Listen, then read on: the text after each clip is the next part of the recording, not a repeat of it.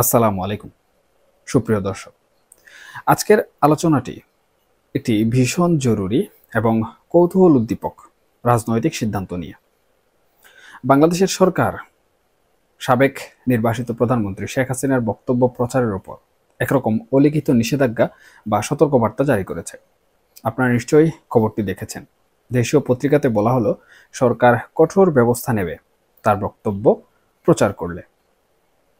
আবার কলকাতার আনন্দবাজার পত্রিকা আরো কড়া সুরে লিখল, পলাতক শেখ হাসিনার বক্তব্য প্রকাশ করবেন না। বাংলাদেশের সংবাদ মাধ্যমকে সতর্ক বার্তা দিল ইউনূস সরকার, শাস্তির হুঁশিয়ারি। এই খবরটি কিন্তু হঠাৎ করে নতুন কিছু নয়। বাংলাদেশের রাজনীতিতে এর পুনরাবৃত্তি আমরা আগেও দেখেছি।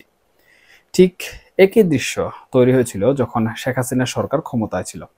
তখন তারা একই যুক্তি দেখিয়ে তৎকালীন বিরোধী দলের নেতা তারেক রহমানের বক্তব্য প্রচার বন্ধ করেছিল। যুক্তি ছিল এক ও অভিন্ন, তিনি দণ্ডিত, তিনি পলাতক। এখন সেই ধারাটি ফিরে এসেছে, কেবল রাজনৈতিক চরিত্রগুলো এখানে পাল্টে গেছে। কিন্তু সুপ্রিয় দর্শক, আমার ব্যক্তিগত মত হলো এই পুরো আয়োজনটাই হলো একটি অর্থহীন অসম্ভব চেষ্টা। আজকের এই ডিজিটাল যুগে সামাজিক যোগাযোগ মাধ্যমে এই প্রবল বিস্তৃত সময় এই ধরনের সতর্কবার্তা জারি করে আসলে লাভটা কি হচ্ছে, কি আসে যায় এতে? আপনারা একটু ঠান্ডা মাথায় চিন্তা করুন। বাংলাদেশে নিবন্ধিত গণমাধ্যম বা চ্যানেল হাতে গোনা কয়েকটি, যারা সরকারের এই সতর্কবার্তা মানতে বাধ্য হবে। ধরে নিলাম তারা সতর্ক হলো, তারা সরাসরি তার কোনো বক্তব্য প্রচার করলো না। কিন্তু বাংলাদেশের মানুষ এখন খবর জানার জন্য কোথায় যাচ্ছে? তারা কি কেবল টেলিভিশনের দিকে তাকিয়ে আছে? না, তারা এখন ইউটিউব দেখছে, ফেসবুক দেখছে, হাজারো নিউজ পোর্টাল দেখছে, যার বেশিরভাগের ওপর সরকারের কোনো সরাসরি নিয়ন্ত্রণ বা সরকারের কোনো ক্ষমতা নেই সেগুলো নিয়ন্ত্রণ করার। সোশ্যাল মিডিয়ায় এই বিশাল আঙিনায় সরকারকে প্রতিটি ইউটিউব চ্যানেল বা ফেসবুক পেজকে গিয়ে বলতে পারবে এই কন্টেন্টটি সরাও? যারা সরাসরি ইউটিউবে বা ফেসবুকে কন্টেন্ট তৈরি করে, যারা সরকারের কোনো নিবন্ধন ছাড়াই স্বাধীনভাবে কাজ করছে, তারা কি এই হুঁশিয়ারিকে তোয়াক্কা করবে? এটা কি আদৌ সম্ভব? আমি নিশ্চিত করে বলতে পারি এটা সম্ভব না। এটা একটা অসম্ভব চেষ্টা। আর অসম্ভব একটি বিষয়কে নিয়ে যদি আপনি এত গুরুত্ব দেন, তার পেছনে যদি এত সময় নষ্ট করেন, তবে জনগণের কাছে একটা ভুল বার্তা যায়। সেই বার্তাটি হলো আপনারা ভয় পাচ্ছেন। আসুন আমরা একটু পেছনের দিকে তাকাই। গত প্রায় 1 বছর ধরে শেখ হাসিনা কিন্তু কম কথা বলেননি। তিনি দেশের বাইরে থেকে, রাজনৈতিক আশ্রয় থেকে বহু বক্তব্য দিয়েছেন। কই তার সেই বক্তব্য শুনে কি বাংলাদেশের লক্ষ লক্ষ মানুষ রাস্তায় নেমেছে? দেশের পরিস্থিতি কি পুরোপুরি পাল্টে গেছে? তিনি কিছু বললেই কি সরকার উল্টে গেছে? না, কিচ্ছু হয়নি। তার কথার বাস্তব প্রভাব প্রায় শূন্য, বরং উল্টোটা হয়েছে। তার প্রতিটি বক্তব্যের পরপরই বাংলাদেশের বিভিন্ন মিডিয়া এবং সোশ্যাল মিডিয়ায় বিশ্লেষকরা সেগুলোর চুলচেরা বিশ্লেষণ করেছেন। যেমন তিনি যখন বললেন তিনি তত্ত্বাবধায়ক সরকারের অধীনে বা ইউনূস সরকারের অধীনে দ্রুত নির্বাচন চান, তখন সাথে সাথেই প্রশ্ন উঠল, আপনি যখন ক্ষমতায় ছিলেন তখন আপনি কি করেছিলেন? আপনি কি তখন নির্বাচন হতে দিয়েছিলেন? আপনি নিজেই তো এই পদ্ধতি বাতিল করেছিলেন। তার যে এই দ্বিচারিতা সঙ্গে সঙ্গে মানুষের সামনে চলে আসে। আবার তিনি যখন এই হত্যাকাণ্ডগুলোর দায় নিজের কাছ থেকে ঝেড়ে ফেলতে চাইলেন, আইন শৃঙ্খলা বাহিনীর উপর দোষ চাপালেন, তখন সাথে সাথেই প্রশ্ন উঠল, আইন শৃঙ্খলা বাহিনীকে নির্দেশ কে দিয়েছেন? তারা কি নিজ থেকে গুলি চালায়, নাকি দায়িত্বশীল কেউ থাকেন নির্দেশের জন্য? ঊর্ধ্বতন কর্মকর্তা, ওসি, এসপি, ডিআইজি, আইজি, এই যে পুরো চেইন অফ কমান্ড, সেই নির্দেশনার উৎস কোথায়? সেই নির্দেশ তো সবসময় উপরের দিক থেকে আসে। তার অ্যাটেম্প্ট টু শিফট ব্লেম বা দায় হস্তান্তরের চেষ্টা খুব সহজেই মানুষের কাছে ধরা পড়ে গেল। লক্ষ্য করুন, তার প্রতিটি বক্তব্যই কিন্তু সঙ্গে সঙ্গে খণ্ডন হয়ে যাচ্ছে। মানুষ এখন আর শুধু শুনেই চুপ থাকে না, তারা প্রশ্ন করে, তারা বাস্তবতা দেখতে পায়। তার বক্তব্যের এই যে অর্থহীনতা, এই যে কার্যকারিতার অভাব, এটা কিন্তু জনগণ ইতিমধ্যে বুঝে গেছে। তাহলে এই সময়ে এসে, এই ডিজিটাল যুগে এসে কেন এই নিষেধাজ্ঞা? এই নিষেধাজ্ঞা জারি করে লাভটা আসলে কি হচ্ছে?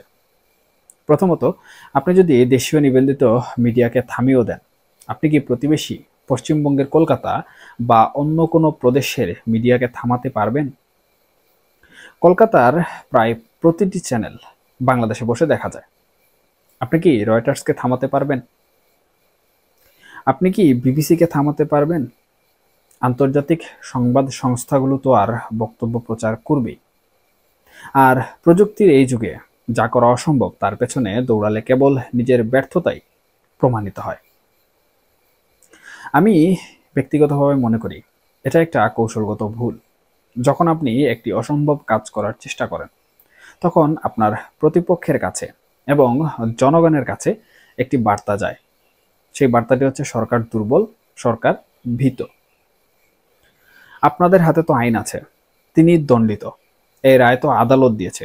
তিনি যেহেতু দণ্ডিত এবং অন্য কোনো দেশে রাজনৈতিক আশ্রয় আছেন, তিনি তো কথা বলবেনই। একজন রাজনৈতিক নেতা হিসাবে তার তো বলার অবশ্যই অধিকার আছে। এখন যদি আপনি সেটা ঠেকানোর চেষ্টা করেন এবং সেই চেষ্টায় আপনি নিশ্চিতভাবে ব্যর্থ হন, তখন আপনি ভয় পাচ্ছেন। এই দুর্বলতাটাই প্রকাশ পায়। আমার ব্যক্তিগত পরামর্শ হলো, এই বিষয় নিয়ে সরকারের উচিত পুরোপুরি নীরব থাকা, চুপ করে থাকা। তাকে বলতে দিন। তিনি যত বলবেন, মানুষ তার কথার দুর্বলতা তত বেশি বুঝতে পারবে। তার কথার বিপরীতে যৌক্তিক বিশ্লেষণগুলো তত বেশি শক্তিশালী হবে। আমরা দেখেছি অতীতে শেখ হাসিনাও তার শাসনকালে সোশ্যাল মিডিয়াকে থামানোর জন্য বহু চেষ্টা করেছেন। আপনারা জানেন, অনেকে বিদেশে পালিয়ে থেকে, দেশ থেকে দূরে থেকেও অবাধে কথা বলেছেন, কন্টেন্ট তৈরি করেছেন। তাতে কি হয়েছিল? তাতে সোশ্যাল মিডিয়া কোনোভাবে থামেনি। বরং যখন বাস্তবতা তৈরি হলো, তখন শেখ হাসিনার সরকার পতন হলো। একটি মিডিয়া প্রচার করলেই একটি বিশৃঙ্খলা তৈরি হয়, একটি প্রতিক্রিয়া তৈরি হয়। কিন্তু মিডিয়া কখনো কোনো সরকারকে উল্টে দিতে পারে না। সরকার পতন হয় তার নিজের কাজের কারণে, তার যে দুর্বলতাগুলো রয়েছে সেই দুর্বলতাগুলোর কারণে। তাই এ ধরনের হুঁশিয়ারি দেয়া, বিশেষ করে এমন এক ব্যক্তির বক্তব্য প্রচার বন্ধ করার চেষ্টা করা, যার বক্তব্যের কার্যকারিতা এখন প্রায় নেই বললেই চলে, এটা আমি মনে করি সত্যি অর্থহীন। এতে শুধু এটাই মনে হবে যে আইনের মাধ্যমে আপনি তাকে দণ্ড দিলেও রাজনৈতিকভাবে আপনি তাকে ভয় পাচ্ছেন। ভয় পাওয়ার কিছু নেই। আইন অনুযায়ী ব্যবস্থা নেওয়া হয়েছে। দণ্ডিত ব্যক্তি দণ্ডিতই। তিনি বলতেই পারেন, এই সিদ্ধান্তটি জনগণের উপর ছেড়ে দিন, তারাই সিদ্ধান্ত নিক।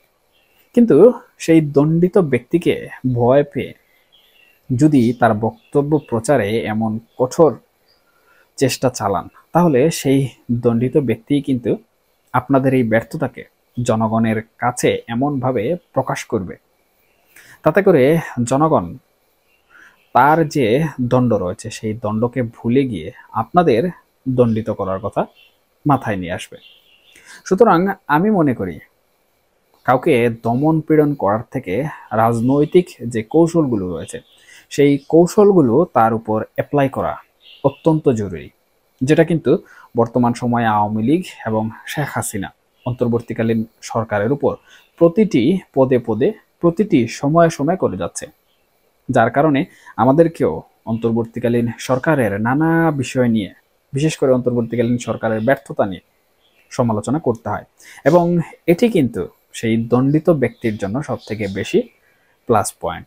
আশা করা যায় অন্তর্বর্তীকালীন সরকারের এই বিচক্ষণ ব্যক্তিবর্গ যারা আছেন, তারা এই বিষয়টি আমলে নেবেন এবং এই যে অহেতুক বিষয়বস্তু, এগুলো পিছনে রেখে বরঞ্চ যেটা দেশ এবং জাতির জন্য ভালো, যেটা সরকারের জন্য ভালো, যেটা ডক্টর মোহাম্মদ ইউনূসের জন্য ভালো, সেটা করার চেষ্টা করবেন।